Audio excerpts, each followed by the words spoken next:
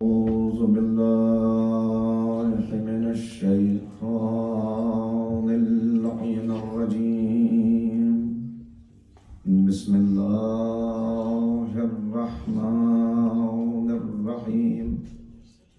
الحمد لله رب العالمين وبه نستعين وهو المعين والصلاة والسلام على سيد الأنبياء والمرسلين سيدنا ونبينا وشفيع ذنوبنا وطبيب قلوبنا أبي القاسم محمد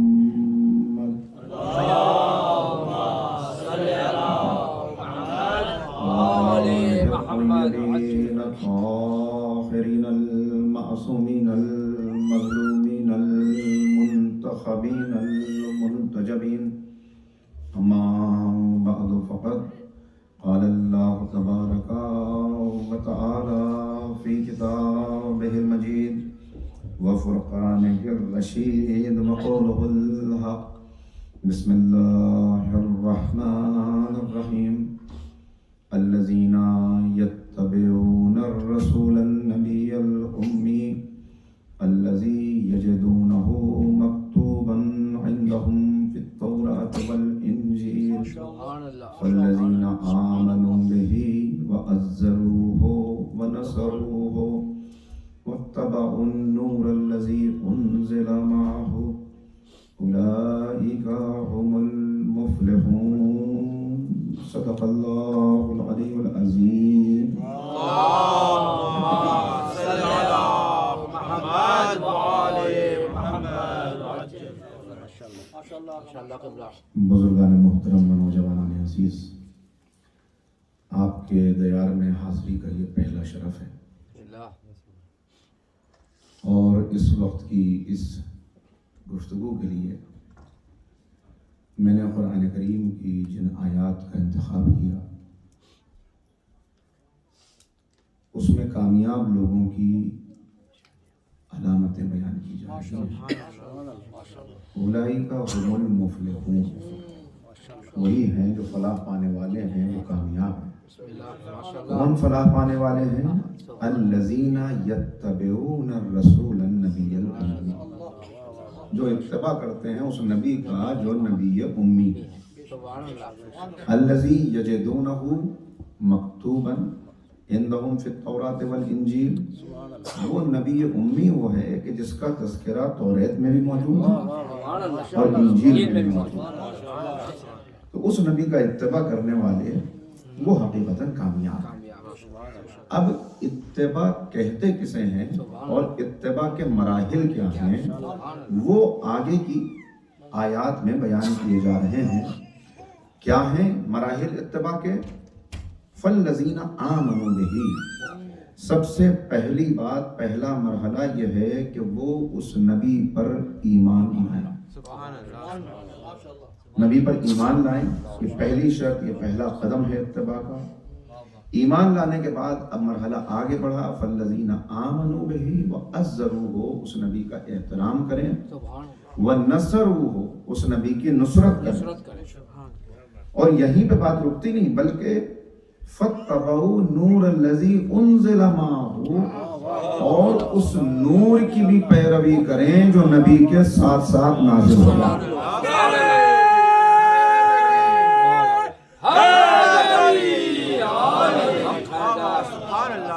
اگر ان چار مراحل کو طے کر لیا تو اب قرآن کریم نے سند دے دی اولئک هم المفلحون، یہ فلاح پانے والے ہیں، یہ کامیاب ہیں، یہ حقیقتاً اس دنیا کے اندر کامیاب کہے جا سکتے ہیں. دیکھیے میں چونکہ پہلی مرتبہ حاضر ہوا ہوں، ابھی 10 منٹ میں آپ کو اندازہ ہو جائے گا کہ کس طرح کی گفتگو کرنی ہے. لیکن میں اتنا عرض کر دینا چاہتا ہوں، 3 مجلسیں ہیں اور تینوں کے موضوعات اتفاق سے چونکہ سیرتیں ہیں، اور جب سیرت معصوم کی بات ہو تو پھر گفتگو اسی سے وابستہ رہنی چاہیے. لیکن ایک موضوع جو میں نے ان تینوں مجلسوں کے لیے منتخب کیا وہ یہ ہے کہ ہم ذرا اس پر غور کرتے چلیں کہ ایمان لانے کا مطلب کیا ہے. تینوں سیرتوں کی روشنی. لہذا موضوع گفتگو ان 3 مجالس کے لیے ایمان اور آزمائش، اس لیے کہ ایمان کے ساتھ آزمائش لازم و ملزوم ہے. جہاں ایمان ہے وہاں امتحان ہے، جہاں ایمان ہے وہاں آزمائش ہے، جہاں ایمان ہے وہاں سختی ہے. یہ ممکن ہی نہیں، بلکہ میں جملہ کہوں تو غلط نہ ہوگا کہ دنیا میں کوئی ایسی آری نہیں بنی جو کاٹ کے ایمان اور آزمائش کو الگ کر دے. یہ دونوں لازم و ملزوم ہیں. تو سب سے پہلا مرحلہ اتباع کا اس نبی پر وہ کیا ہے؟ وہ ایمان لانا ہے. اچھا، ایمان واقعاً کس شے کا نام ہے؟ ایمان کے درجات کیا ہیں؟ جتنا ممکن ہوگا ان 3 تقریروں میں عرض کروں گا، لیکن اس سے پہلے ذرا سا آپ کو ایمان سے پہلے ایک مرحلہ اور بیان کرنا چاہتا ہوں. وہ یہ کہ انسان مخلوقات میں، اللہ کی مخلوقات میں انسان وہ ہے کہ جسے اشرف المخلوقات کہا گیا. میں ذرا سا آپ کی توجہات چاہتا ہوں، بزرگوں کی، جوانوں کی، سب کی، کہ اس پہ غور کریں کہ آخر انسان کو اشرف کیوں کہا گیا. اس کے اندر کیا خصوصیت ہے کہ یہ تمام مخلوقات سے اعلیٰ، اشرف، منتخب اور نائب پروردگار ہے. اس کو خلیفہ کہا گیا، اللہ کا خلیفۃ اللہ کی منزل پر فائز ہوا. دیکھیں، دنیا میں جتنی مخلوقات پائی جاتی ہیں ان مخلوقات پر اگر آپ ایک نگاہ تحقیق ڈالیں تو اندازہ یہ ہوگا کہ یہ تمام مخلوقات اس کارخانہ قدرت میں خود قدرت کا ایک چھوٹا یا بڑا کارخانہ ہے. کارخانہ کیا ہوتا ہے؟ جہاں را میٹیریل جاتا ہے اور اس کے نتیجے میں ایک بہترین پروڈکٹ، ایک بہترین شاہکار سامنے آتا ہے. لکڑی گئی، فرنیچر سامنے آئے، لوہا گیا، بہترین قسم کی مشینیں سامنے آئیں، سونا گیا، زیورات سامنے آئے. تو کارخانہ وہ ہوتا ہے کہ جس میں کچھ جاتا ہے، اس کے نتیجے میں کچھ سامنے آتا ہے. یہ تمام مخلوقات، میں 2-3 مثالیں دوں تاکہ بات واضح ہو جائے، یہ قدرت کا کارخانہ ہے، چھوٹا یا بڑا. مرغی ایک چھوٹی سی مخلوق ہے، دن بھر اپنی غذا کوڑے کے اوپر تلاش کرتی ہے، اپنے پنجوں سے کرید رہی ہے، اپنی ٹھونگے مار کے غذا تلاش کر رہی ہے. جو غذا یہ لیتی ہے، یعنی جو جا رہا ہے اس کارخانہ قدرت میں، وہ انتہائی ناقص ہے، وہ انتہائی ناقص ہے. لیکن دن بھر یہ اپنی غذا تلاش کر کے پھر جو شاہکار سامنے آتا ہے وہ انڈے کی صورت میں سامنے آتا ہے.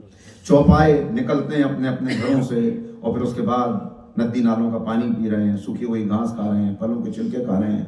جو پانی یہ پیتے ہیں اگر لیبورٹری میں انالیسس کے لیے بھیجیں تو تعجب ہو جاتا ہے کہ ایسا پانی پینے کے بعد اتنا گندا، اتنے جراثیم، اتنی بیماریاں، اور اس کے بعد بہترین نعمت دودھ جیسی ہے جو ہمارے سامنے آتی ہے، جسے سورہ نحل میں اللہ نے اپنی نشانی قرار دیا. سورہ نحل میں اپنی نشانی قدرت نے قرار دیا کہ تم غور و فکر نہیں کرتے، تم دیکھتے نہیں ہو کہ کیسے ہم گوبر اور خون کے درمیان سے میٹھا دودھ ہے جو تمہارے دہن تک پہنچا دے. شہد کی مکھی پرواز کرتی ہے، ہر پھول کے اوپر یہ نہیں بیٹھتی، مخصوص پھولوں سے یہ رس لیتی ہے اور اس کے بعد شہد جیسی نعمت سامنے آ جاتی ہے کہ جسے شفا قرار دیا گیا کہ یہ شفا ہے. اسی اعتبار سے آپ دیکھتے چلے جائیں، درخت ہیں، وہ سورج کی روشنی میں زمین سے اپنی غذا حاصل کرتے ہیں، ہمارا دسترخوان بھر جاتا ہے پھلوں سے، نعمتوں سے. تو ہر مخلوق کچھ لیتی ہے، اس کے بدلے میں کچھ عطا کرتی ہے. اب اسی پیٹرن پر اور اسی اعتبار سے ذرا دیکھتے چلیں کہ انسان آخر کیا لے رہا ہے اور اس کے بدلے میں کیا دے رہا ہے. کہ ان میں سے کوئی اشرف نہیں ہے مگر انسان کو اشرف کہا گیا. یہ تمام مخلوقات کا سید و سردار کیوں ہے؟ اگر اسی اعتبار سے دیکھیں کہ جیسے باقی مخلوقات کچھ لیتی ہیں اس کے بدلے میں کچھ عطا کرتی ہیں، تو وہ تو لے رہی ہیں ناقص غذائیں، وہ تو لے رہی ہیں ناقص چیزیں. یہ جو کچھ لیتا ہے وہ کامل، بلکہ کامل ترین ہے. اس کے دسترخوان پہ پھل ہیں، سبزیاں ہیں، شہد ہے، دودھ ہے، ساری نعمتیں چنی ہوئی ہیں. اتنی چیزیں لینے کے بعد یہ کیا عطا کرتا ہے؟ اگر اسی اعتبار سے دیکھیں جیسے باقی مخلوقات نے دیا تو کیا ہے؟ یہ پیٹ ہے جو غلاظتوں سے بھرا ہوا ہے. تو کیا عطا کر رہا ہے انسان؟ پسینہ نجس، جتنی غلاظتیں ہیں نجس. اس کو اگر اسی اعتبار نہیں، کیا خوبصورت جملہ ہے جو آپ نے نہج البلاغہ میں ارشاد فرمایا، کیا بہترین پیغام ہے. کہا کہ اللہ نے ہر انسان کو ایک پیٹ عطا کیا ہے، ہر انسان کو ایک پیٹ عطا کیا ہے. جب یہ خالی ہوتا ہے تو کہتا ہے مجھے بھر ورنہ تجھ کو ذلیل کر دوں گا. جب یہ بھر جاتا ہے تو کہتا ہے مجھے خالی کر ورنہ تجھ کو ذلیل کر دوں گا۔ امام عالی مقام کہتے ہیں جس کے سامنے کوئی اعلیٰ مقصد نہ ہو اس کی پوری زندگی اسے بھرنے اور خالی کرنے میں نہیں گزر جاتی ہے۔ تو اس اعتبار سے اگر دیکھیں تو انسان کے پاس کچھ عطا کرنے کے لیے نہیں، پھر یہ اشرف کیوں ہے؟ یہ اشرف اس لیے ہے کہ جب اس کے سامنے نعمتیں آتی ہیں تو فوراً اس کی توجہ نعمتوں کے عطا کرنے والے کی طرف جاتی ہے، یہ غور و فکر کرتا ہے۔ اس غور و فکر کے نتیجے میں اس کے باطن میں ایک نور پیدا ہوتا ہے جسے معرفت کہتے ہیں۔ جیسے جیسے معرفت بڑھتی چلی جاتی ہے اس کا درجہ بلند ہوتا چلا جاتا ہے، اور یہ معرفت ایسی نعمت ہے کہ دنیا کی کوئی نعمت اس کے مقابلے میں کوئی حیثیت نہیں رکھتی، لہٰذا یہ اشرف المخلوقات ہے۔ جتنی معرفت بڑھتی چلی جائے گی اتنا بلند ہوتا چلا جائے گا۔ اس کی معرفت دن بدن بڑھتی چلی جائے، اس کے لیے اللہ نے اپنے انبیاء و مرسلین کو بھیجا اور بار بار اس کو دعوت غور و فکر دی۔ افلا ینظرون افلا یتدبرون، کیوں غور و فکر نہیں کرتے، کیوں نہیں دیکھتے؟ ام علی قلوب اقفالها، دلوں کے اوپر تالے لگ گئے، یہ غور و فکر نہیں کرتے۔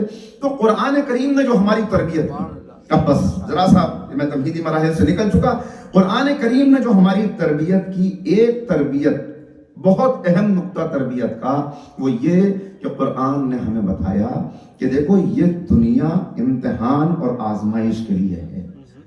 وَمَا الْحَيَاةُ الدُّنْيَا إِلَّا مَتَاعُ الْغُرُورِ، اس دنیا کے دھوکے اور فریب میں نہ آ جانا۔ یہ دنیا الَّذِي خَلَقَ الْمَوْتَ وَالْحَيَاةَ لِيَبْلُوَكُمْ أَيُّكُمْ أَحْسَنُ عَمَلًا، تمہیں دیکھا جا رہا ہے، پرکھا جا رہا ہے، جانچا جا رہا ہے، اللہ اپنی جنت کے لیے منتخب کر رہا ہے۔ لہٰذا یہ دنیا آزمائش کے لیے ہے، امتحان کے لیے ہے۔ اس امتحان سے تم کو گزرنا ہے، اور ایک دن تمہاری زندگی میں آنے والا ہے جب تم مر جاؤ گے۔ مر جاؤ گے مگر مٹو گے نہیں، مر جاؤ گے مگر مٹو گے نہیں، اس لیے کہ موت فنا نہیں ہے، موت خاتمے کا نام نہیں ہے، موت ایک دروازہ ہے جس سے گزر کے اس مختصر زندگی سے، اس چھوٹی سی دنیا سے ایک بہت وسیع اور کبھی نہ ختم ہونے والی دنیا میں تمہیں قدم رکھنا ہے، وہاں قدم رکھنا ہے۔ وہاں کیسے کامیاب ہو کر جا سکتے ہو؟ کامیاب ہو کے جا سکتے ہو جب تم اپنے ایمان کو محفوظ رکھ کے دنیا میں چلے جاؤ اور معرفت کے اس سفر کو طے کرتے ہوئے چلے جاؤ۔ اب معرفت کا یہ سفر طے کرنا اور امتحان سے گزرنا یہ تمہارے لیے آسان نہ ہوگا، کیونکہ قدم قدم پر ٹیمپٹیشنز ہیں، خواہشات ہیں، ڈیزائرز ہیں انسان کی، جس کو مولا نے فرمایا نہج البلاغہ میں کہ میں دو چیزوں سے تمہاری خوفزدہ ہوں کہ کہیں تم ناکام نہ ہو جاؤ۔ کون سی دو چیزیں؟ اتباع الہوی و طول العمل، کہ ایک تو تم اپنی خواہشات کے بندے نہ بن جاؤ، اور دوسرے تمہاری ڈیزائر جو ہے وہ انلیمیٹڈ نہ ہو جائیں۔ تو اس سے تمہیں اپنے آپ کو بچانا ہے۔ تو اب کیسے بچائے اس سے اپنے آپ کو؟ ایک مثال اور دیتا ہوں تاکہ بات بالکل واضح ہو جائے۔ عزیزو، ایک تو تربیت یہ کی قرآن نے کہ یہ بتایا یہ دنیا ختم ہونے والی ہے، امتحان چل رہا ہے، اس کے بعد ایک اور دنیا میں تمہیں جائے۔ دوسری تربیت قرآن کریم نے یہ کی کہ ہم کو یہ بتایا کہ دیکھو دو راستے تمہارے سامنے ہیں، ان دو راستوں پر چلتے ہوئے یہ خیال رکھنا کہ ایک راستہ وہ ہے جو تم کو حقیقتاً نفع بخشنے والا ہے، حقیقتاً تم کو فائدہ پہنچانے والا ہے، اس پہ چلو گے تو نفع بھی ملے گا اور نقصان سے بھی بچے رہو گے۔ اچھا، انسان کا مزاج کیا ہے؟ انسان کا مزاج یہ ہے کہ اگر آپ اس کو یہ بتائیں کہ ادھر چلنے سے آپ کو نفع حاصل ہوگا، فائدہ ہوگا، تو یہ نفع والی بات اس کو بڑی آسانی سے سمجھ میں نہیں آتی۔ نفع والی بات آسانی سے سمجھ میں نہیں آتی، جو چیز مادی طور پہ اس کو نظر آتی ہے وہ اس کو سمجھ میں آتی ہے۔ لیکن اگر اس کو یہ بتایا جائے کہ نقصان سے بچنا ہے تو اس راستے پہ چلنا پڑے گا، تو یہ بات اس کو سمجھ میں آ جاتی ہے۔ یہ میں مثال دوں گا تاکہ بات واضح ہو۔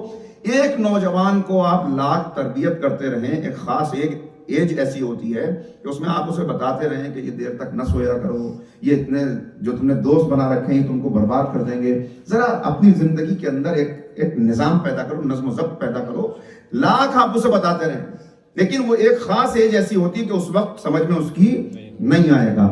دیکھیے، بڑا ہو کے جب انسان ایک بزرگی کے دہلیز پہ قدم رکھ دیتا ہے تب تو سب سمجھ میں آ جاتا ہے، ہر بزرگ اچھی بات کرتا ہے، ہر بزرگ تجربے والی بات کرتا ہے، لیکن یہ سمجھ میں آتا ہے وقت گزرنے کے بعد۔ وقت گزرنے کے بعد تو فرعون کی سمجھ میں بھی آ گیا، کہنے لگا میں غرق ہو جاؤں گا، پالنے والے بچا لے، میں تجھ پہ ایمان لایا۔ قرآن یہ چاہتا ہے کہ وقت گزرنے سے پہلے غور و فکر کر لو، ابھی وقت ہے تمہارے پاس۔ تو اب اسی نوجوان کو خدا نخواستہ کوئی ایسا مرض ہو جائے کہ ایسا بیمار ہوئے کہ اب یہ طبیب کے پاس پہنچا، ڈاکٹر کے پاس گیا، اس نے کہا کہ بھائی تم صحیح وقت پہ آ گئے، بیماری تمہاری بہت مہلک ہے، جان لیوا بیماری ہے، لیکن گھبرانے کی ضرورت نہیں، ابھی یہ فرسٹ سٹیج ہے، لہٰذا اگر تم نے میری باتوں پر عمل کیا اور اس طرح سے زندگی گزاری تو تم بالکل اچھے ہو جاؤ گے، محفوظ ہو جائے گی زندگی، خوب جیو گے۔ وہی جو اس وقت فائدہ دیکھ کر ماننے کو تیار نہیں تھا، نقصان دیکھ کے فوراً ماننے کے لیے تیار ہو جاتا ہے۔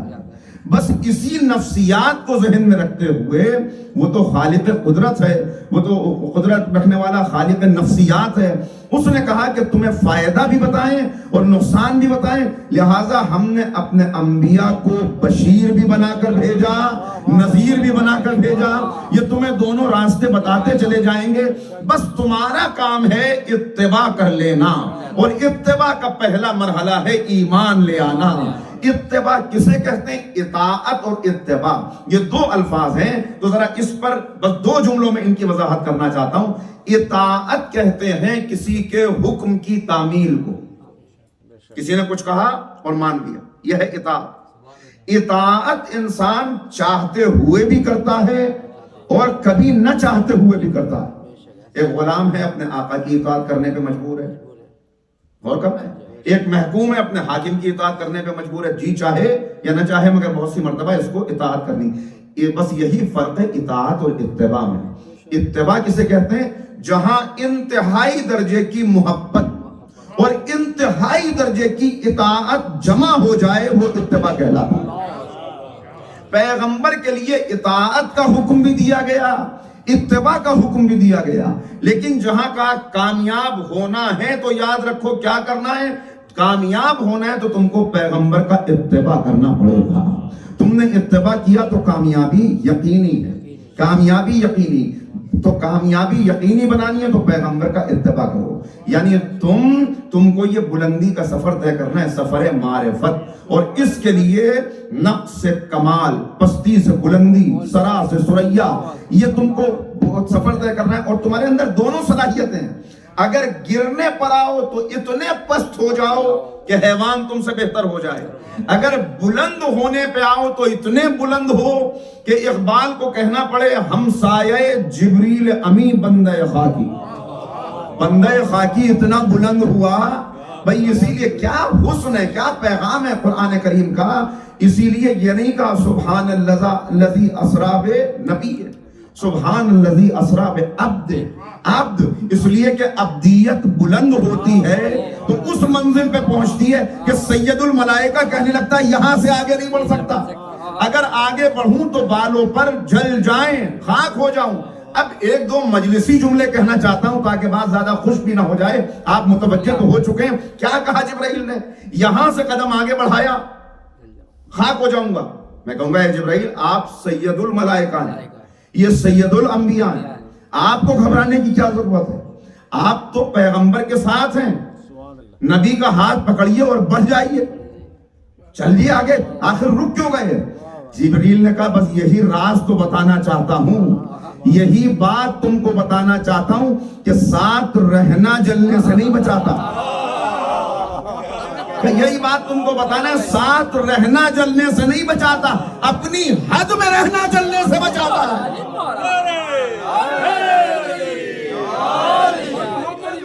محمد بلند تر سلوات،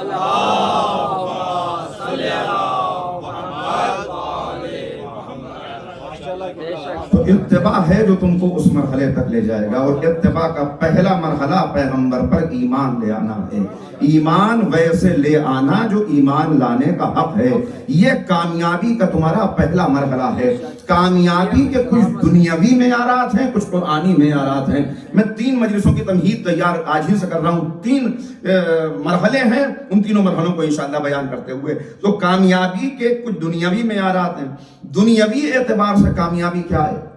دنیاوی اعتبار سے دولت مل جائے تو کامیابی، شہرت مل جائے تو کامیابی، حکومت مل جائے تو کامیابی، اقتدار مل جائے تو کامیابی، لشکر مل جائے تو کامیابی، قوت حاصل ہو جائے دنیا میں تو کامیابی۔ اس اعتبار سے دنیا والے کامیاب اسی کو کہتے ہیں کہ جو اس دنیا کے اندر تمام دنیاوی وسائل حاصل کر لے، اس کو کامیاب کہا جاتا ہے۔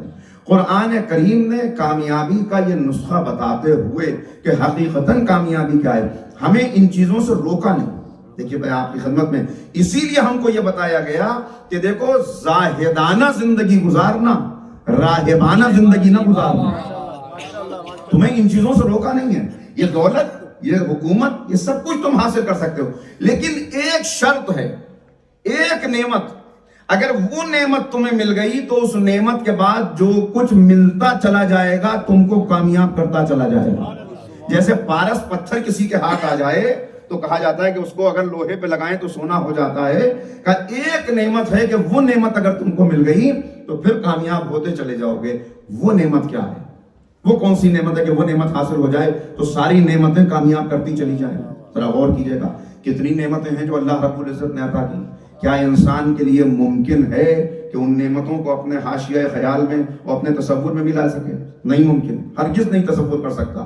اس لیے وہ آقا کا جملہ کہ جو دعا میں مولا امام زین العابدین علیہ السلام ارشاد فرما رہے ہیں کہ پالنے والے ایک بلند سر بات مل کے پڑھنے سے اللہ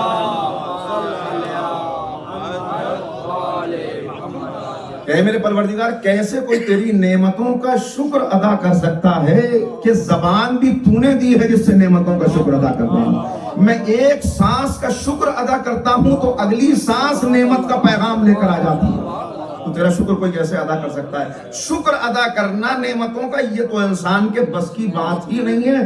ارے شکر تو تب عطا کرے گا جب نعمتوں کی معرفت ہو جائے۔ ابھی تو اسے نعمتوں کی معرفت بھی نہیں ہو سکی، جتنا معرفت ہوتی چلی جائے گی جذبہ شکر کا سچا اور خالص ہوتا چلا جائے گا۔ تو بس یہاں پہ بتایا یہ گیا کہ وہ ایک نعمت، کون سی ایک نعمت ہے؟ اس نعمت کا نام ہے ہدایت۔ یہ ہدایت کی نعمت مل جائے تو پھر جتنی نعمتیں ملتی چلی جائیں گی وہ سب انسان کو کامیاب کرتی چلی جائیں گی۔ ہدایت کے بغیر اگر یہ نعمتیں ملیں گی ناکام کر دیں گی۔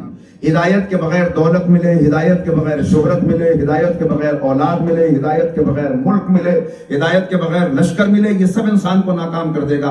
اور میری بات نہ مانیے گا آپ قرآن کریم دیکھیں، سب کچھ تھا سابقہ امتوں میں جو گزر گئے ان کے پاس۔ نمرود کے پاس شہرت تھی مگر ناکام ہو گیا کیونکہ ہدایت نہیں تھی۔ لشکر رکھتے ہوئے ابرہہ ناکام ہو گیا، ملک رکھتے ہوئے فرعون ناکام ہو گیا، طاقت رکھتے ہوئے بڑے بڑے حامان و شداد ناکام ہو گئے۔ یہ سب ناکام ہو گئے چونکہ یہ سب چیزیں تھیں اور ہدایت نہیں تھی۔ لہذا اصل نعمت ہے ہدایت، کہ یہ ہدایت مل جائے پھر اس کے بعد جو ملتا چلا جائے گا وہ انسان کو کامیاب کرتا چلا جائے گا۔ اور آپ دیکھیں ہدایت کے بغیر جن کو دولت ملی، شہرت ملی، پھر آپ دیکھیں کتنے ایسے لوگ ہیں بڑے مشہور ہو گئے، کتنے بڑے بڑے سیلیبریٹی، اور پھر ان کی زندگی کا ایک مرحلہ وہ آتا ہے کہ ڈپریشن میں چلے جاتے ہیں، ڈرگز کا شکار ہو جاتے ہیں، خودکشی کے ذریعے زندگی کا خاتمہ کر لیتے ہیں۔ بھئی سوال یہ ہے جب دولت، شہرت، عزت ظاہری سب کچھ مل گئی تو پھر یہ خودکشی کیوں کر لی؟ پھر یہ اس طرح سے اپنی زندگی کا خاتمہ کیوں کر لیا؟ کیوں؟ اس لیے کہ نعمت ہدایت نہیں تھی، اس لیے کہ نعمت ہدایت نہیں تھی۔ نہیں، میں ایک جملہ پھر ایک مجلسی جملہ کہہ دوں، ہدایت کے بغیر دولت ملے گی تو قارون کی دولت بنے گی، ہدایت کے ساتھ دولت ملے گی تو دولت خدیجہ طاہرہ بن جائے گی۔ اور یاد رکھیے قرآن نے، دنیا والوں نے یہ سمجھ لیا، کامیابی اس کو سمجھ لیا کہ زیادہ سے زیادہ جمع کر لو، جتنا جمع ہو جائے گا اتنے کامیاب ہو جائیں گے۔ اسلام نے روکا نہیں، کہا کہ جمع کرو، لیکن کس کے لیے؟ کس کے لیے؟ کہ مقصد اپنا واضح رہے، اس مقصد کو پامال نہ ہونے دینا، مقصد پامال نہ۔ میں بات ایک جلدی سے بات یاد آ گئی تو عرض کروں، ایک شخص گیا بازار میں، چھٹے امام کا صحابی ہے، گھوڑا خریدنے کے لیے گیا ہے۔ اب اس دور کا بازار، گھوڑا خرید رہا تھا، دیکھے کئی گھوڑے، ایک اس کو پسند آیا تو اس نے کہا بھائی یہ گھوڑے کی قیمت کیا ہے؟ تو اس نے کہا 400 درہم ہے۔ اس نے غور سے اس کا چہرہ دیکھا، گھوڑے کو دیکھا، اس کے بعد کہا کہ 600 درہم میں بیچتے ہو؟ 600 درہم میں بیچتے ہو؟ اس نے کہا آپ نے شاید سنا نہیں، میں نے 400 درہم کہا، میں نے سن لیا، میں نے سن بھی لیا، تیرا چہرہ بھی دیکھ لیا، کیا تجھے اس گھوڑے کی صحیح قیمت کا اندازہ نہیں ہے؟ اس نے کہا، اب سر جھکا کے کہا کہ مجھے اس کی قیمت کا خوب اندازہ ہے، آپ نے بالکل ٹھیک کہا، اس کی اصل قیمت تو 600 درہم ہی ہے، لیکن آج میرے گھر میں تیسرا فاقہ ہے، لہذا آج میں ہر قیمت پر اس کو بیچنا چاہتا ہوں تاکہ گھر والوں کو کم سے کم بچوں کو کھانا مل جائے۔ کہا کہ لے یہ 600 درہم ہے، یہ گھوڑا میں نے لیا۔ کہا کہ لیکن سب تو چاہتے ہیں کہ اور کم ہو جائے، آپ نے 600 درہم کیوں دیے؟ اب امام کی تربیت دیکھیے یہاں پہ نظر آتی ہے، اسے کہتے ہیں کامیابی۔ جاتے جاتے ایک جملہ کہا میں نے یہ اس لیے دیا کہ میں گھر سے گھوڑا خریدنے نکلا ہوں، کسی کی مجبوری خریدنے نہیں نکلا ہوں، مجبوری خریدنے۔ تو یہ تربیت قرآن کریم کرتا ہے، یہ تربیت اہل بیت کرتے ہیں کہ ہدایت مل جائے تو ہدایت کے بعد جو ملتا چلا جائے وہ تم کو کامیاب کرے گا، اور ہدایت مل کے اگر کچھ نہ ملے، نہیں، یہ میں اپنی طرف سے کچھ نہیں کہہ رہا، بلکہ دعائے عرفہ کا فقرہ آقا کا موجود ہے جس میں سید الشہداء کہہ رہے ہیں، اے معبود جس نے تجھے پا لیا اس نے کھویا کیا، جس نے تجھے کھو دیا اس نے پایا۔ ایک سلامات پڑھے محمد و آل محمد۔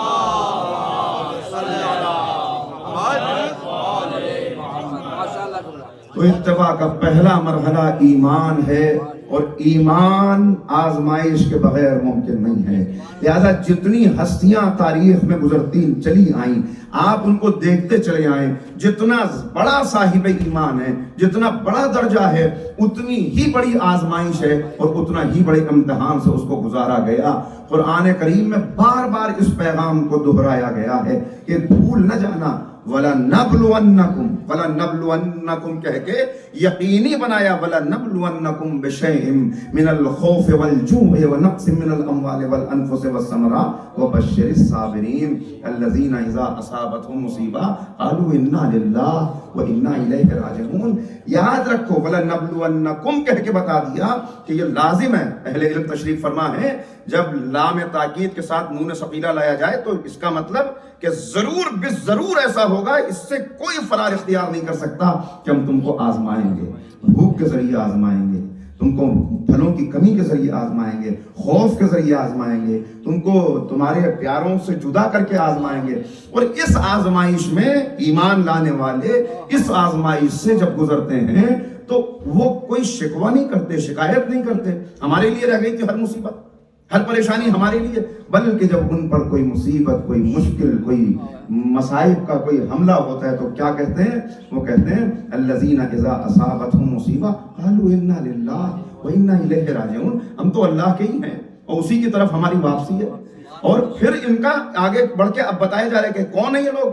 اولئک علیہم صلوات من ربہم ورحمہ، یہی وہ لوگ ہیں جن پر اللہ کا درود و سلام ہے،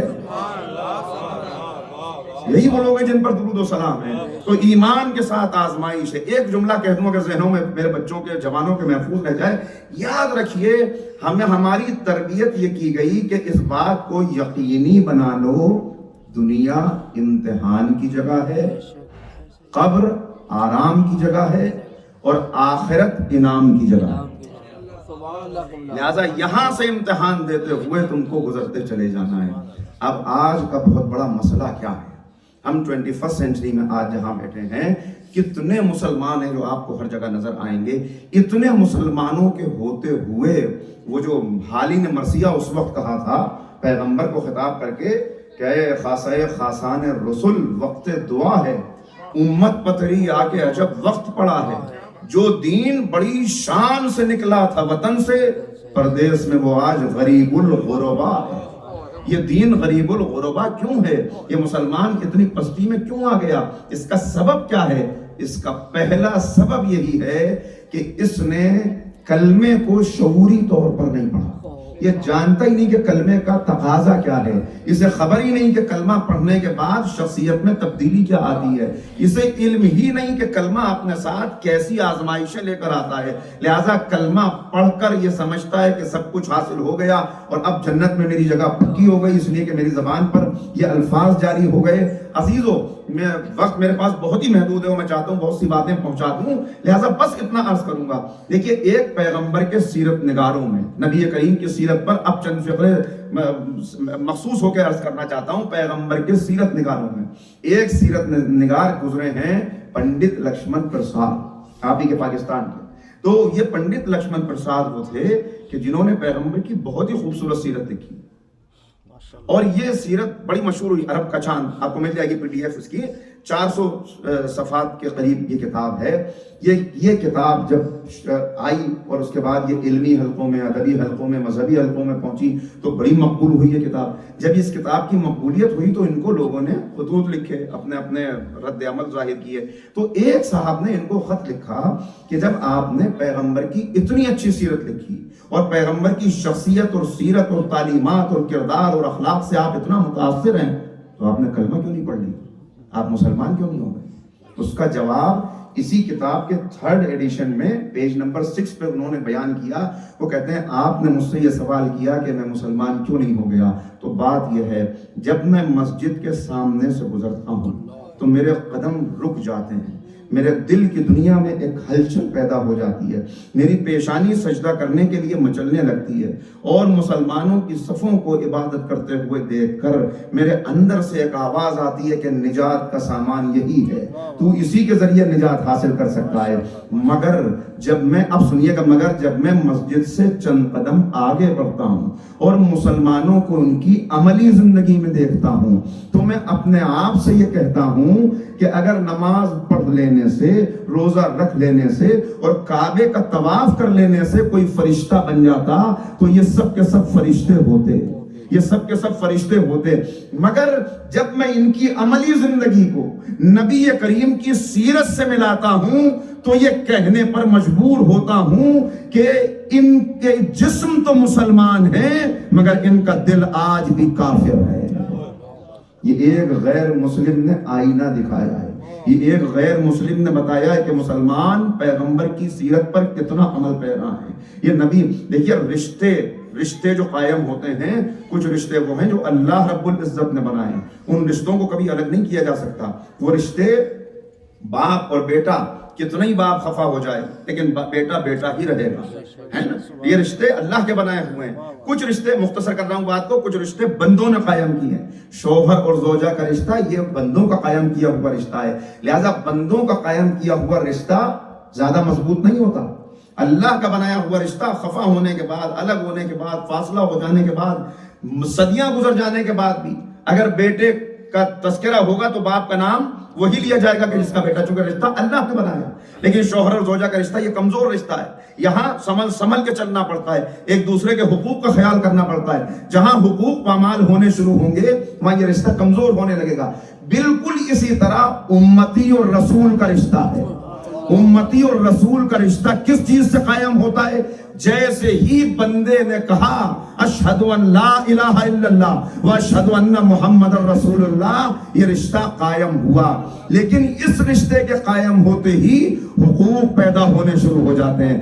اب اگر حقوق کا لحاظ رکھا تو امتی رہے گا, ورنہ خود کو امتی سمجھتا رہے اس کو امت سے خارج کر دیا جائے گا. پیغمبر کا تعارف یہ کہہ کے کرایا جا رہا ہے کہ نبی کو پہچانو کہ نبی کون ہے, کیا ہے نبی کی شخصیت. قرآن آواز دے رہا ہے وما ارسلناک الا کافۃ للناس بشیرا ونذیرا, ہم نے آپ کو تمام انسانوں کے لیے بشیر اور نذیر بنا کر بھیجا. ولکن اکثر الناس لا یعلمون, لیکن اکثریت وہ ہے جو جانتی نہیں ہے, جو بے خبری میں زندگی گزار رہی ہے. دوسری آیت جو بہت مشہور ہے وما ارسلناک الا رحمۃ للعالمین, ہم نے آپ کو عالمین کے لیے رحمت بنا کر بھیجا. یعنی پیغمبر کی شخصیت ایک عالمگیر شخصیت ہے. نبی کریم سب کے لیے نبی بن کے آئے ہیں, سب کے لیے رحمت بن کر آئے ہیں. سب تمام انسانوں کے لیے رحمت ہونے کا مطلب یہ, اور تمام عالمین کے لیے رحمت ہونے کا مطلب یہ کہ جتنے عالمین آپ تصور کر سکتے ہیں ان سب کے لیے پیغمبر رحمت ہیں. عالم دنیا کے لیے رحمت, عالم برزخ کے لیے رحمت, عالم آخرت کے لیے رحمت, انسانوں کے لیے رحمت, جنات کے لیے رحمت, ملائکہ کے لیے رحمت. مگر میں جو آپ کو یہاں متوجہ کرنا چاہتا ہوں, یہ امتی اگر اس راز کو سمجھ لے, اس بات کو اپنے ذہن نشین کر لے کہ یہ رحمت ہونے کا مطلب کیا ہے. دیکھیے رحمت ہونے کا مطلب یہ ہوتا ہے کہ ایک انسان کو جس وقت جس چیز کی ضرورت ہو اسے وہ چیز مل جائے تب اس کے لیے دوسرا شخص رحمت ہوتا ہے. مثال کے طور پر ایک بھوکا ہے, بھوکے کے سامنے آپ جواہرات ڈال دیں, وہ کہے گا بھائی مجھے ان کی ضرورت نہیں, مجھے تو 2 روٹیوں کی ضرورت ہے.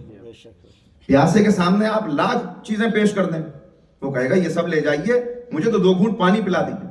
تو جس کو جس چیز کی احتیاج ہوتی ہے وہ اسی اعتبار سے رحمت تلاش کرتا ہے.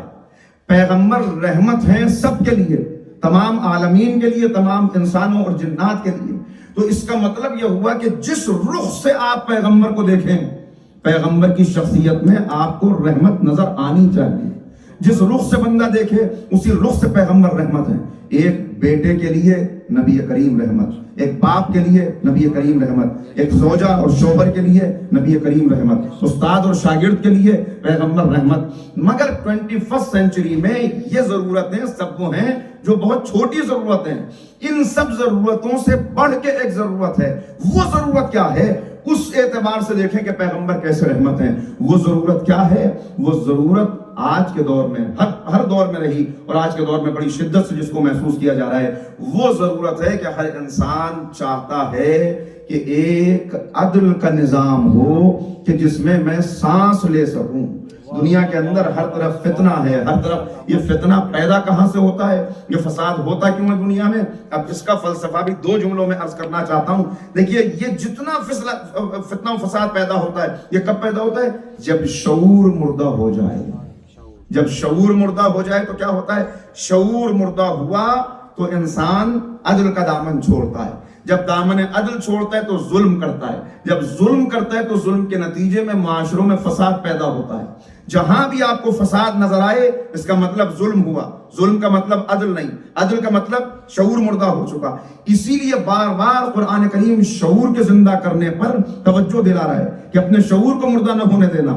تو سب کے لیے اجتماعی ضرورت جو آج کے دور میں ہے کہ باقی چیزیں بعد میں ہوں گی مگر پہلے ایک نظام عدل. اس اعتبار سے اگر آپ دیکھیں تو واقعاً عدل کی ضرورت ہے. پیغمبر چلے گئے, ضرورت عدل کی آ جائے تو کیا مطلب نبی کیسے ہمارے لیے رحمت ہوئے؟ بس یہاں آپ کو آنا پڑے گا نبی کے بعد اس در پر کہ جسے اپنا تسلسل پیغمبر قرار دیں کہ یہ سمجھنا کہ گیا نہیں ہوں.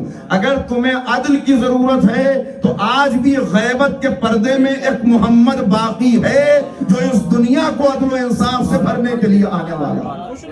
امام زمانہ بلند تر صلوات. اللہم صلی علی اور شعوری طور پر اگر کلمہ پڑھو گے تو خود بخود یہ عقیدہ تمہارے اندر پیدا ہوتا چلا جائے گا کہ صرف زمانے تک محدود کر کے کہ اس دور میں پیدا ہوئے, یہ تاریخ ولادت ہے, یہ تاریخ شہادت ہے, چلے گئے. اگر جایا ہوا مان لو گے تو تمہارا مسئلہ حل ہی نہیں ہوگا. یہی وجہ ہے کہ اللہ نے پکار کے کہا کہ ان بندوں کو پہچانو کہ جنہیں ہم نے تمہاری ہدایت کے لیے بھیجا. اور پھر یہ کردار ایک کے بعد ایک کردار. میں بلکہ ایک جملہ کہوں اگر آپ اجازت دیں, شاید وہ غلط نہ ہو, کہ یہ 250 سال میں 14 کردار ہیں جو ہمارے سامنے ہیں. 250 سال کی تاریخ میں 14 کردار. لیکن اگر ذرا آنکھ بند کر کے آپ تصور کریں اور ان کی تاریخ آپ کے پیش نظر ہو اور اس تاریخ کے اعتبار سے ان کے کردار کو دیکھتے چلے جائیں تو آپ کو یوں محسوس ہوگا کہ یہ 250 سال کے 14 کردار نہیں ہیں بلکہ 250 سال کی ایک ہی شخصیت ہے کہ جو الگ الگ زمانوں میں 14 سیرتیں پیش کر رہی ہے. جو الگ الگ زمانوں میں 14 سیرتیں پیش کر رہی ہے. کیوں؟ اس لیے یہ دیکھیں یہ کب ہوگا؟ یہ اسی وقت ہوگا کہ جب آپ اپنے ہادی کو معصوم تصور کریں. اس لیے کہ عصمت سے ہٹ کے دنیا 4 قدم چلے گی تو مسلح الگ ہو جائیں گے. عصمت کے ساتھ 14 کردار بھی ہوں گے تو ایک ہی کردار نظر آئیں گے. اس لیے کہ سب کا تعلق وہاں سے ہے. اسی لیے قدرت نے جب تعارف کرایا تو یہ بتا دیا کہ ان کو الگ کر کے نہ دیکھنا, یہ میری سیرتوں کا پرتوں ہے جو تمہارے سامنے ہیں. اپنے ان کے ناموں کو بھی اس نے اپنے نام سے مشتق کیا. وہ محمود تھا انہیں محمد بنایا, وہ اعلیٰ تھا انہیں علی بنایا, وہ فاطر السماوات تھا انہیں فاطمہ بنایا, وہ محسن تھا انہیں حسن بنایا, وہ قدیم الاحسان تھا انہیں حسین بنایا, وہ معبود تھا انہیں زین العابدین بنایا, وہ باقر العلوم تھا انہیں محمد باقر بنایا, وہ صادق الوعد تھا انہیں جعفر صادق بنایا, وہ کاظم الغیظ تھا انہیں موسیٰ کاظم بنایا, اسے رضا پسند تھی انہیں علی رضا بنایا, اسے تقوی محبوب تھا انہیں محمد تقی بنایا, وہ نقی مزاج تھا انہیں علی نقی بنایا, وہ عسکرانہ شان کا حامل تھا انہیں حسن عسکری بنایا, وہ خود نظروں سے غائب تھا لہذا آخری کو غیبت کے پردے میں رکھا.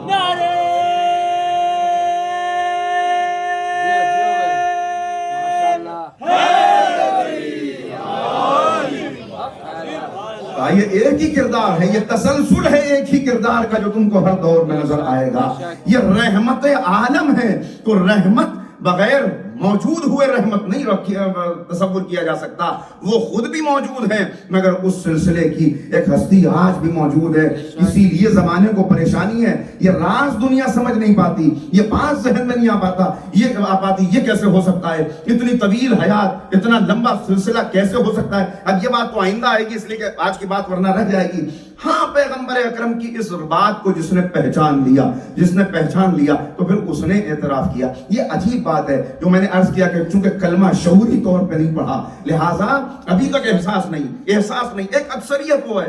میں ایک سوال کروں آپ سے, مجھے یہ بتائیں, غور کر کے بتائیں کہ یہ سب نے کلمہ پڑھ لیا تھا تو ابو لہب نے کلمہ کیوں نہیں پڑھا؟ یہ تو گھر کا فرق تھا, وہی شجرہ, وہی خاندان, وہی حسب نسب. حسب نسب کی تو ہم بہت گفتگو کرتے ہیں نا, اور اکثر ہماری زبان پر آ جاتا ہے, اپنے نسب کی بلندی پر بڑا ناز اور فخر کرتے ہوئے نظر آتے ہیں. مگر ایک بات آپ کی خدمت میں عرض کروں, نہج البلاغہ میں مولا کا ایک بہت قیمتی جملہ ہے, ہر جملہ قیمتی ہے لیکن اس گفتگو کے اعتبار سے بہت قیمتی جملہ ہے جو نقش کر لیے اپنے صحیفہ دل پر, اور ہمیشہ یاد رکھیں میرے بچے, کہ جس میں مولا فرما رہے ہیں ان سے جو صرف نسب کی بلندی پر ناز اور فخر کرتے ہوئے نظر آتے ہیں. ہم سے آنکھ نہ ملانا, ہمارا خاندان ایسا, ہمارا شجرہ ایسا, ہمارا حسب نسب ایسا. آقا کیا کہہ رہے ہیں, کیا پیاری بات مولا نے کہا, یاد رکھو جسے عمل پست کر دے اسے نسب بلند نہیں کر سکتا. جسے عمل پست کر دے اسے نسب بلند نہیں کر سکتا. اور آپ تاریخ میں دیکھتے چلے جائیں, کردار بہت ہیں, ایسے کردار بہت ہیں کہ نسب کی بلندی ہے. قابیل نبی زادہ ہے, نسب کتنا بلند ہے, لیکن نبی کا بیٹا ہونا لعنت سے بچا نہیں پایا کیونکہ عمل پست تھا. فرزند نوح, جناب نوح کا صلبی فرزند ہے, جناب نوح کا بیٹا ہے. بلکہ اجازت دیں تو جملہ کہہ دوں کہ ایک نجس کتا سفینے میں آ گیا تو بچ گیا. نجس کتا بچ گیا, نبی کا اپنا بیٹا غرق ہو گیا. یہ دلیل ہے اس بات کی کہ نسب نجات دلانے والا نہیں ہے جب تک عمل نہ ہو. ہاں, نسب کے ساتھ عمل ہو تو نور علی نور ہے, نسب کے ساتھ عمل ہو تو نور علی نور ہے.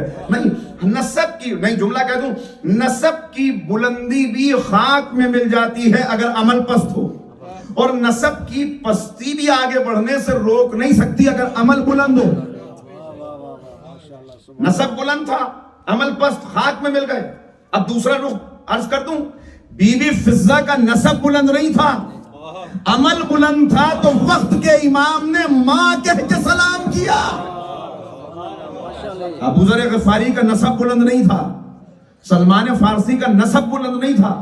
تو نسب اپنی جگہ ایک بہت اہم خصوصیت ہے انسان کی, لیکن عمل کے ساتھ اب بات واضح ہو گئی تو اس کا نتیجہ ایک جملے میں دے کے آگے بڑھوں.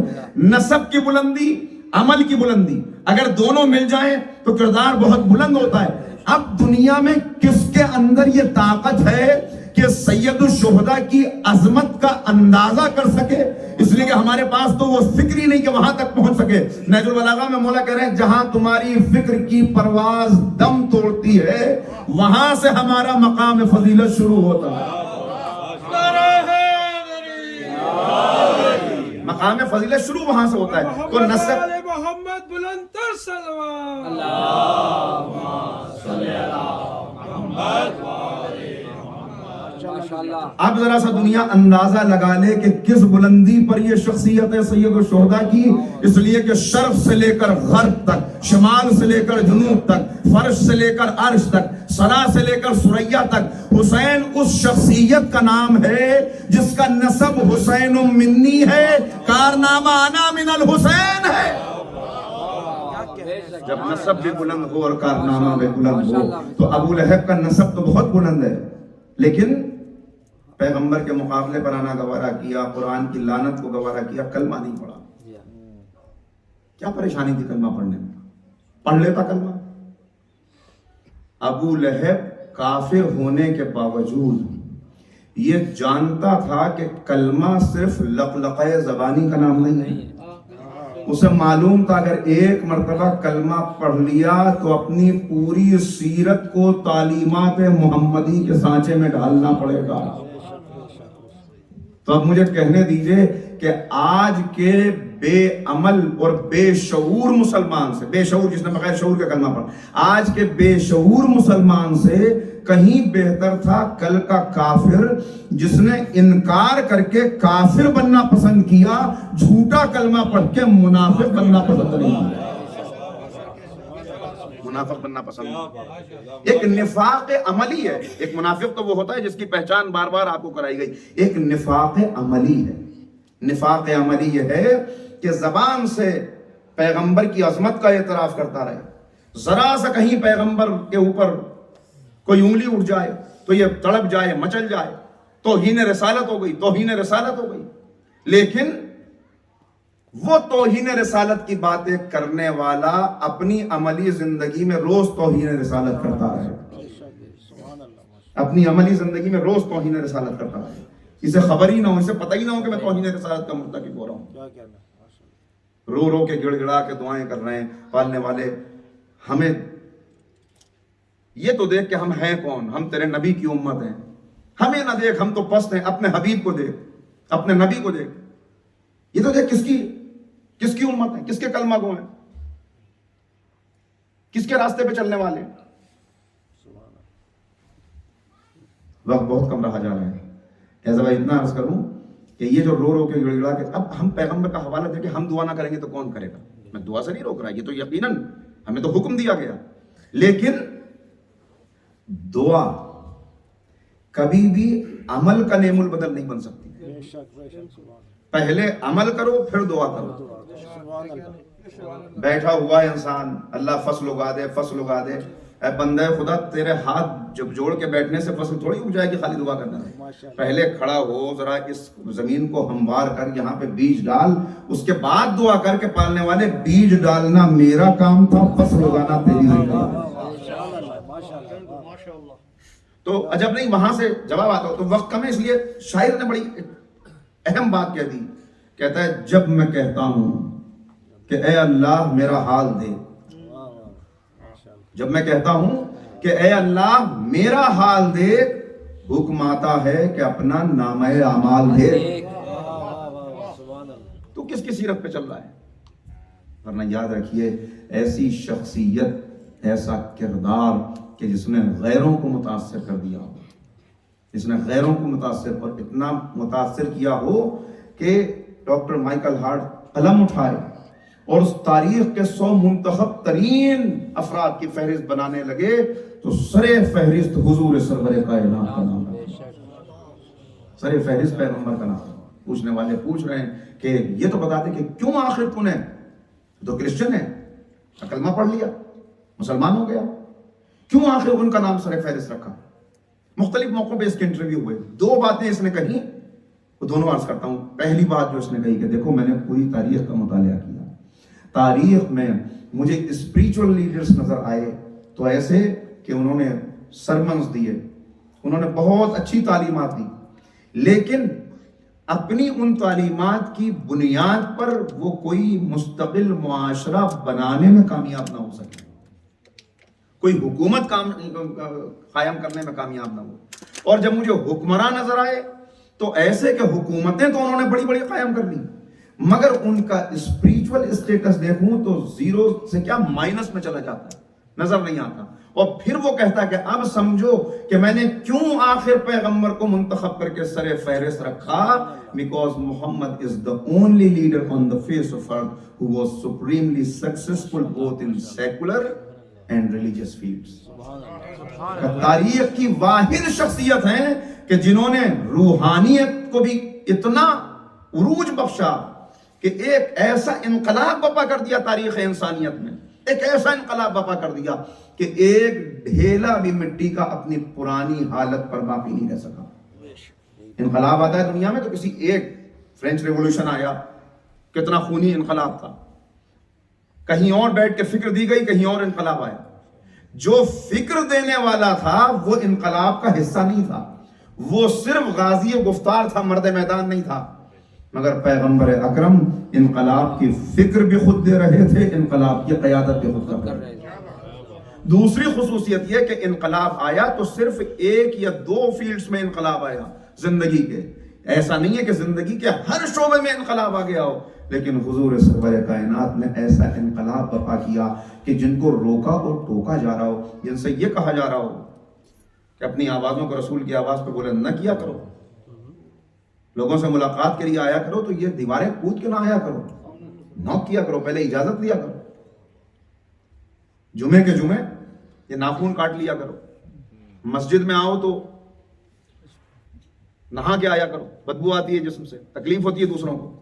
جہاں یہ سکھایا جا رہا ہو, ایسی تربیت جہاں کی جا رہی ہو, یعنی اتنی پستی میں جو معاشرہ ہو, اس پست معاشرے کو بلند کیا تو اتنا بلند کیا کہ آج انہی کو دنیا صحابی کہہ کے سلام کر رہی ہے. یہ معجزہ ہے پیغمبر کے انقلاب. قرآن گواہی دے رہا ہے, قرآن کریم گواہی دے رہا ہے کہ دیکھو کہاں تھے اور کہاں سے کہاں پہنچا دیا.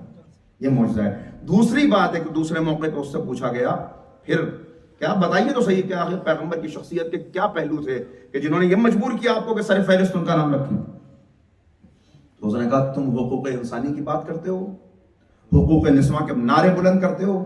میں نے پورے تاریخ آدم و عالم میں دیکھ لیا, مجھے کوئی ایسی بزرگ اور بلند شخصیت نظر نہیں آئی کہ جو اتنی بلند ہونے کے بعد, اتنے فالوورز ہونے کے بعد, اتنا انقلاب برپا کرنے کے بعد ایسی عظیم شخصیت ہو, ایسی عظیم شخصیت ہو, مگر حقوق نسواں کا اتنا خیال ہو کہ اگر اس کی بیٹی آ جاتی ہو تو اس کی تعظیم کے لیے کھڑا ہوتا. محمد و آل محمد بلند تر صلوات.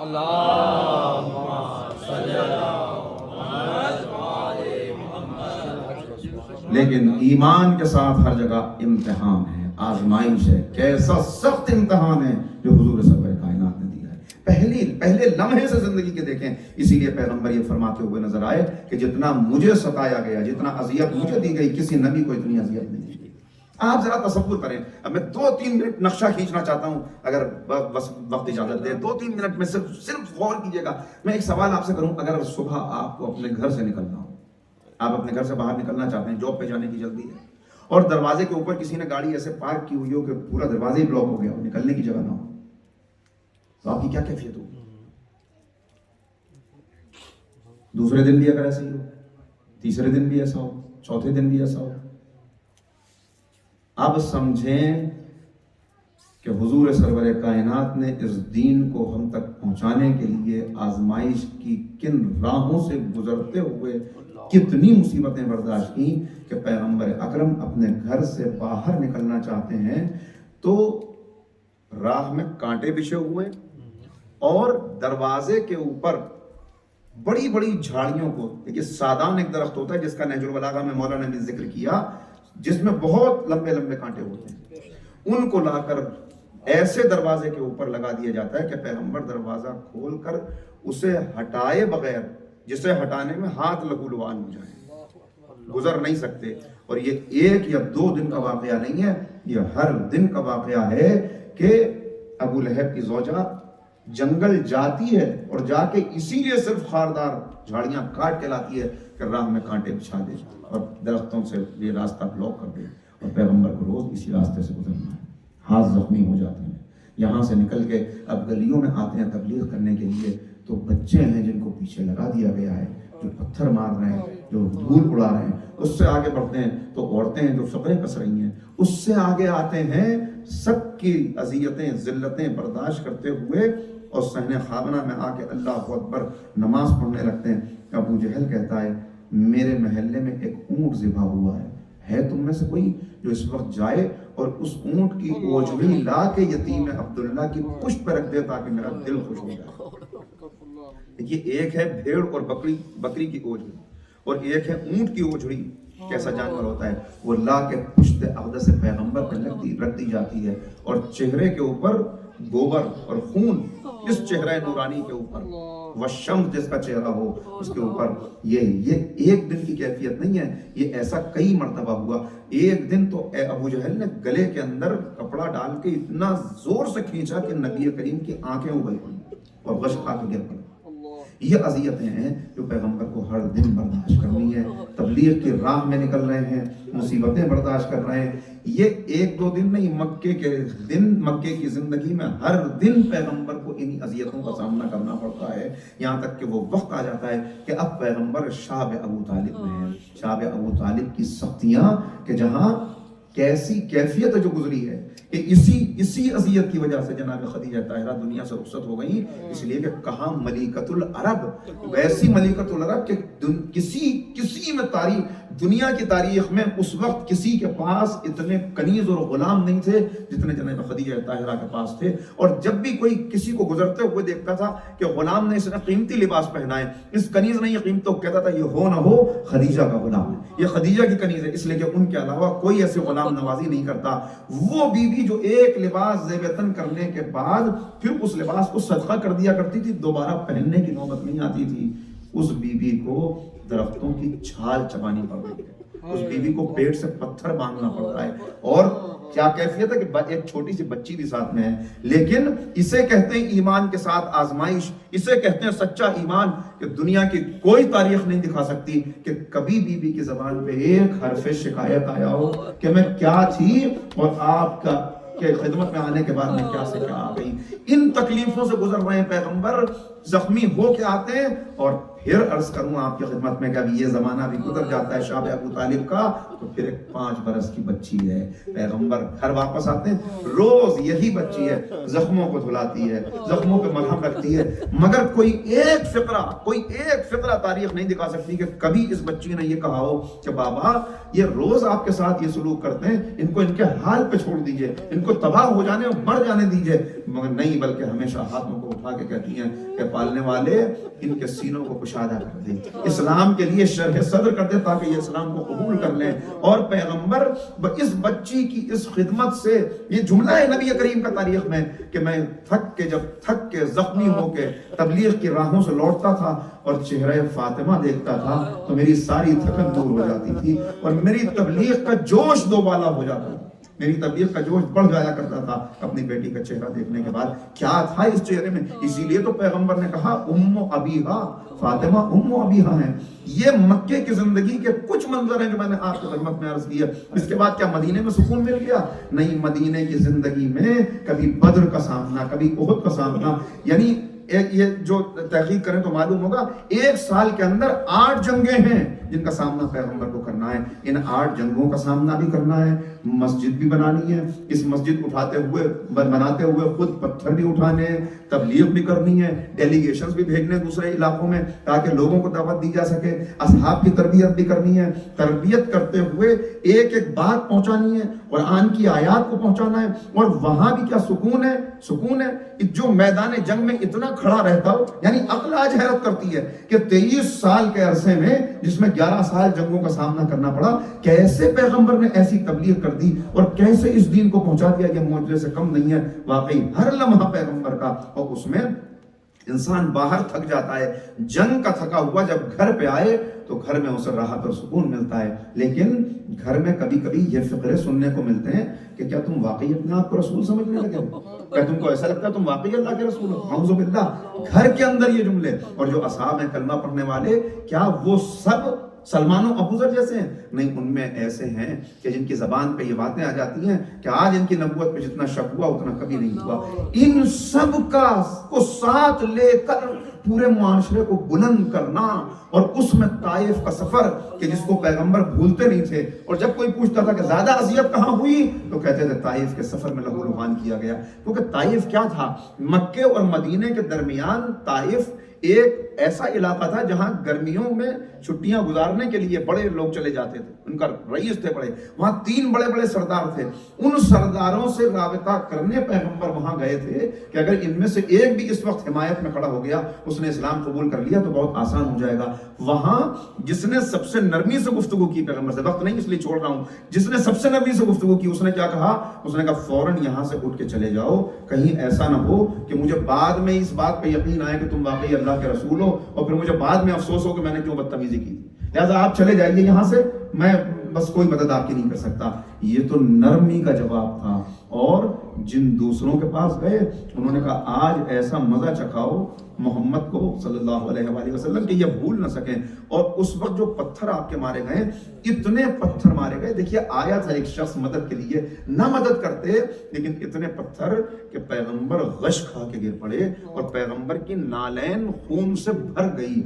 मलाइका में एक कोहराम बपा हो गया। जिब्राइल ने कहा कि परवरदिगार इजाजत दे दे कि ये मैं जाऊं और इन पहाड़ों को आपस में मिला लूं। कहा जाओ मगर पहले मेरे हबीब की इजाजत ले लेना। और उस वक्त जब जिब्राइल आए और आके कहा कि या रसूल अल्लाह इजाजत दे दीजिए, अभी इनको कैफरे किरदार तक पहुंचा दूं। कहा जिब्राइल नहीं, मैं इनको मिटाने के लिए नहीं आया, इन्हीं की नस्लें ईमान लाएंगी, इन्हीं के बच्चे कलमा पढ़ेंगे। आज ये नहीं जानते कि ये है रहमतुल लिल आलमीन, ये है रहमतुल लिल आलमीन। इतनी मुसीबतें उठाता हुआ पैगंबर हमारा आका, फिर उसके बाद क्या अब और क्या आलम है, उम्मत से क्या मोहब्बत है कि मेराज पर भी जब पैगंबर गए हैं तो मेराज पर खुद खालिक कह रहे हैं कि ऐ नबी मांगो, मैं तुमको कुछ तोहफे देना चाहता हूं, तोहफे मांगो। क्या मांगा मेराज पे?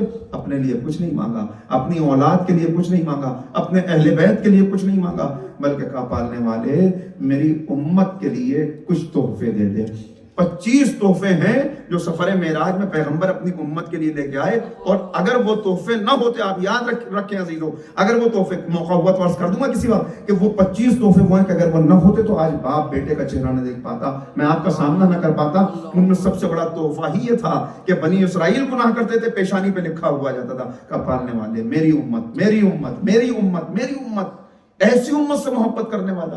और ये उम्मत का आलम, ये उम्मत की कैफियत कि आज उम्मत ने अपना रोल मॉडल तब्दील कर दिया।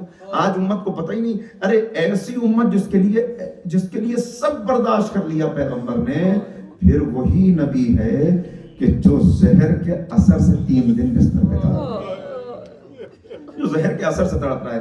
किसने जहर दिया, कैसे दिया गया, नहीं बहस करता है इस पर, लेकिन कैफियत क्या थी बस इससे अंदाजा लगाएं कि जो अभी 3 महीने पहले, बल्कि उससे भी कम, जो ऐसा सेहतमंद हो कि जो मिंबर गदीर के मिंबर से अली जैसे बहादुर को अपने हाथों पे बुलंद कर ले, वो नबी इतना कमजोर हो गया है, इतना नहीफ हो गया है।